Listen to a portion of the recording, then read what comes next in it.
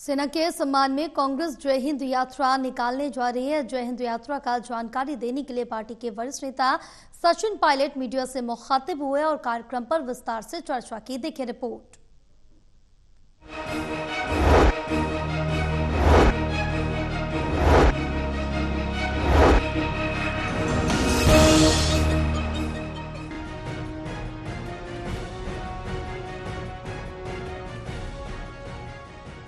सेना के सम्मान में कांग्रेस जय हिंद यात्रा निकालने जा रही है और इसी कड़ी में चंडीगढ़ में मीडिया से मुखातिब होने पहुंचे कांग्रेस नेता सचिन पायलट ने पार्टी की तरफ से चलाई जा रही जय हिंद यात्रा कार्यक्रम की जानकारी मीडिया से साझा की और कहा कि कांग्रेस पार्टी जय हिंद कार्यक्रम इसलिए कर रही है, कांग्रेस पार्टी सैनिकों के साथ खड़े थे, खड़े हैं, खड़े रहेंगे।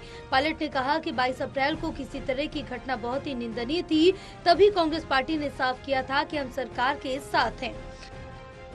आप सब जानते हैं कि एआईसीसी ने जय हिंद नाम के कार्यक्रम पूरे देश भर में रखे हैं और उसी संदर्भ में आज मैं चंडीगढ़ में आपके बीच उपस्थित हुआ हूं।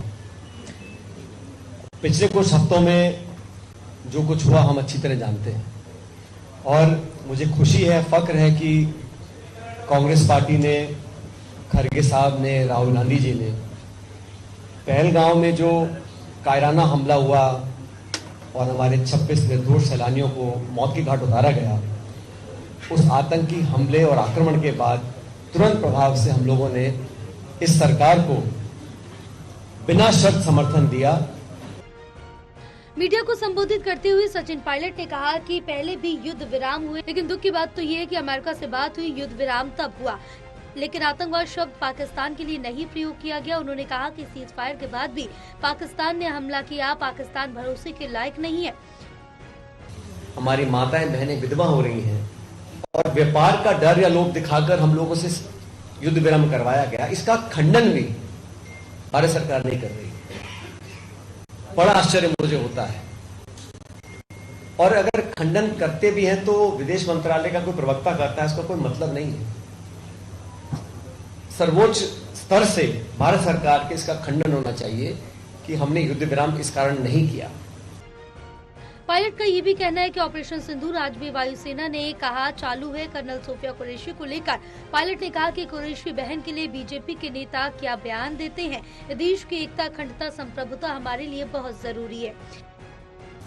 आज हमारे सैनिकों पे हम सबको फख्र है, लेकिन मुझे दुख है कहते हुए कि भारतीय जनता पार्टी के जिम्मेदार पदों पर बैठे लोग जिस भाषा का प्रयोग करते हैं, चाहे वह कर्नल कुरैशी के लिए हो, चाहे हमारी वीरांगनाओं के लिए हो। हरियाणा के सांसद रामचंद्र कांगड़ा जी, जांगड़ा, क्या बात उन्होंने बोली है।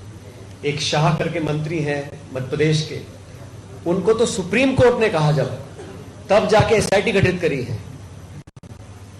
और हमारे सैनिकों को जो सबको फख्र है, हम सब एकजुट हैं आतंकवाद के खिलाफ, पाकिस्तान के आतंकवाद को समर्थन देने के खिलाफ। उस समय भारतीय जनता पार्टी के कुछ छोटे मोटे कार्यकर्ता बोलने चुनाव आप भूल सकते हैं, लेकिन बड़े बड़े पदों पर बैठे लोग, मध्य प्रदेश की उप मुख्यमंत्री, मध्य प्रदेश के मंत्री, राज्यसभा के सांसद, अगर वो ऐसी बातें बोलते हैं तो क्या भाजपा के शीर्ष नेतृत्व को अपनी चुप्पी नहीं तोड़नी चाहिए?